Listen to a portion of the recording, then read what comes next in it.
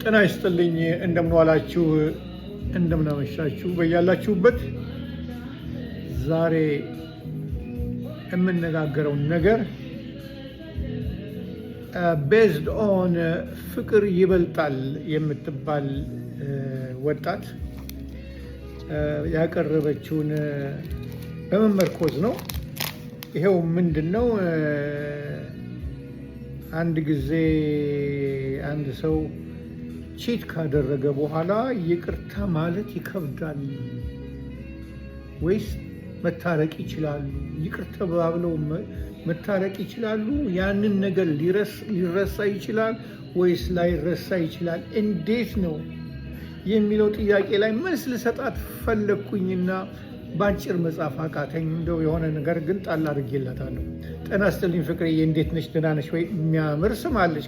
ከምር ፍቅር ይበልጣል። ዋው ዋው ዋው ዋው! you are beautiful too you are very beautiful. anyway ወደ ንግግራችን ልንመለስና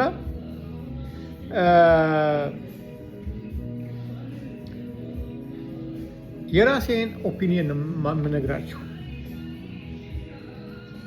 መቼስ በዚህ እድሜ አንድ ነገር ካልገባኝ በጣም ይቸግራል ማለት ነው። እና ሌላ የፈለግኩት ምንድን ነው፣ ቺት ሲደራረጉ ከተገኙ ዋናው ቁም ነገሩ ግልጽነት የለም። አብዛኛው በእኛ ሶሳይቲ ውስጥ ግልጽነት የለም። ግልጽ የሚናገር ሰው ነገረኛ ተብሎ ይታሰባል፣ ኃይለኛ ተብሎ ይታሰባል። እሱ ጋራ መነጋገር ይደብራል ምናምን። በቃ ግልጽ የሚናገር ሰው አይፈለግም። አጭበርብሮ አስመስሎ በቃ ቲያትር ሰርቶ የሚያልፍ ሰው እንዴት ጥሩ ሰው መሰለህ ይባልለታል። እኔ የማምንበትን እንግዲህ ፍቅርዬ፣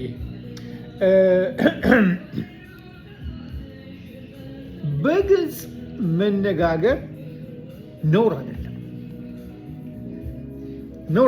በግልጽ መነጋገር ነውር አይደለም።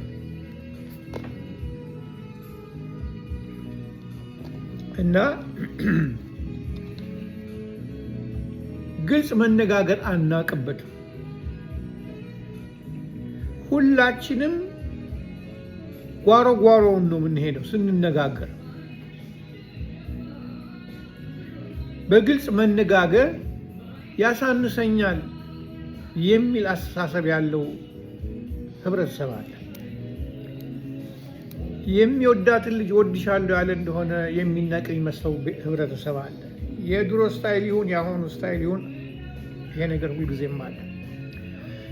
ስለዚህ እኔ በግሌ የማውቀው ነገር የተማርኩት ነገር ምንድን ነው፣ ከምር አንድ ሰውን የምትወዱት የሆነ እንደሆነ አይ ጋራንቲ ዩ መጀመሪያ ራሳችሁን ታስከብራላችሁ። የትም ለማንም ክፍት መስኮት፣ ንፋስ የሚገባበት መስኮት አትከፍቱ። መጀመሪያ ነገር። ሁለተኛ ራሳችሁን ካስከበራችሁ በኋላ የእናንተ ራስን ማስከበር ሁኔታ ባለቤታችሁን እንድትከበር ያደርጋል። እኔ በወንድ ደረጃ መናገር የምችለው ስለ ራሴ ነው። እኔ እሷ እንድትከበር ራሴን ማክበር አለብኝ። ይሄ ነው መውደድ ማለት። ራሴን ብቻ እንድከበር ያደረግኩኝ እንደሆነ ሌላ ነገር ነው። እኔ ራሴን አስከብሬ እሷ እንድትከበር ማድረግ ግን ሪስፔክት ነው፣ ፍቅሩን ማክበር ነው፣ እሷን ማክበር ነው፣ እግዚአብሔርን ማክበር ነው፣ ፈሪሃ እግዚአብሔርን ማሰብ ነው፣ ጸጸት እንዳይኖር ከመቆጨት ለመዳን መሞከር ነው፣ ማድረግ ነው።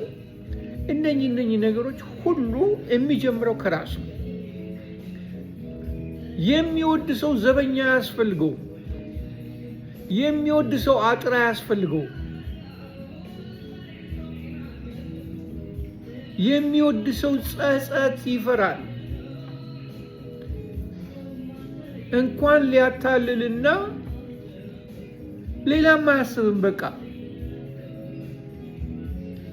ምክንያቱም መውደድ የሚባለው ነገር ኢንጆይ የሚደረግ ነገር ነው። ከኔ አልፌ እሷን ሳስከብር እንዴት ደስ እንደሚለኝ። ነገር ግን እንዲህ አይነት ነገር ያለመዱ በድብብቆሽ ያደጉ በድብብቆሽ ያገቡ የተዳሩ ሲፋቱም በድብብቆሽ ሁሉ ነገር በድብብቆሽ ነው እና በግልጽ መናገር እስከሌለ ድረስ በግልጽ ማንነትን ማሳወቅ እስከሌለ ድረስ በግልጽ እግዚአብሔርን ፈሪሃ እግዚአብሔርን እንዲኖረን እንዳለን ካላሳወቅ በግል ጸጸት እየመጣ በተኛንበት በሄንበት በተቀመጥንበት የሚጎሽመን ነገር ማስወገድ ካልቻልንና ጸጸት ደጃችን እንዳይደርስ እዛው ባለበት ሁን ማለት ካልቻልን እኛ የፍቅር ሰው መሆን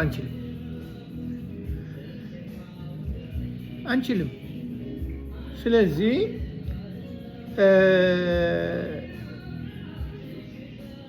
ፍቅር ስታወራ የሰማኋት በሰው እንኳን ቢያስታርቋቸው ሰው አስታርቀውም አይሆንም። ፍቅር የኔ እናት ሰው ያስታረቀው እንደውም አይሰራም። እነግርሻለሁ። በይሉንታ ነው የሚታረቁት። ወሬ በመፍራት ነው የሚታረቁት። ጎረቤትን ላይ የነሱ ነገር አጀንዳ ሆኖ እንዳይወራ በሚል ነው የሚታረቁት። መታረቅ የፈለገ ሰው ልብ ውስጥ ያለውን ይፍቃል፣ ይቅር ይላል። ይቅር የማይል ባይታረቅ ይሻለዋል። ምክንያቱም እሱን ሲያስብ ነው የሚውለው፣ እሱን ሲያሰላስል ነው የሚውለው። አንድ ነገር በተነሳ ቁጥር እሱ ነው ቱግ የሚልበት። ስለዚህ የተጣሉ ሰዎች ጊዜ መድኃኒቱ ጊዜ አገናኝቷቸው ተመልሰው በጊዜ በክፍት ቦታው ባለው ጊዜ የሚማሩትን የሚረዱትን ነገር አጠራቅመው የራሳቸውን የግል ውሳኔ ካልወሰኑ በስተቀር በሰው መታረቅ አይሰራም ልልሽ እፈልጋለሁ። አንደኛ። ሁለተኛ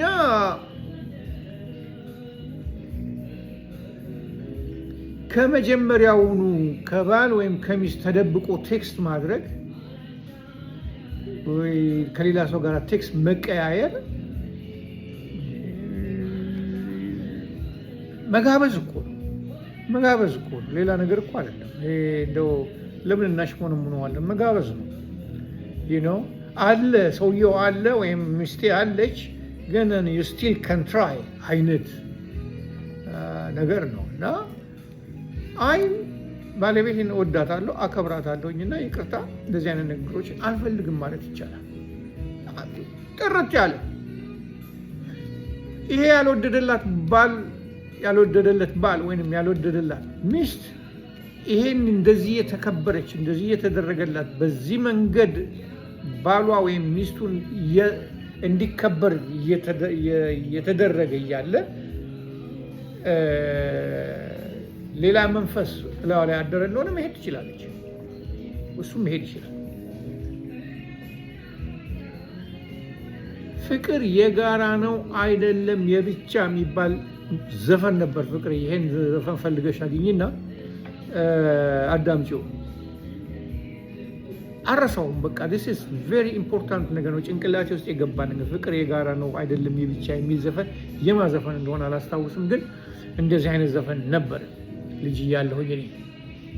ስለዚህ which is very true በግል እያንዳንዳቸው የራሳቸውን ኤፈርት አድርገው ለመዋደድ የሚያበቃ በሂደት በመግባባት በመተማመን ግልጽ በመነጋገር ለማስመሰል ሳይሆን በቃ ከዚህ ውስጥ ያለውን እያወጡ ጠረጴዛ ላይ ያስቀመጡ መነጋገር ከሌለ አይሰራም።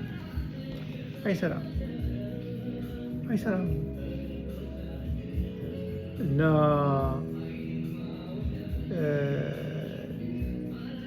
ይቅርታ ቢባባሉም ከልብ ካልሆነ አይረሳም።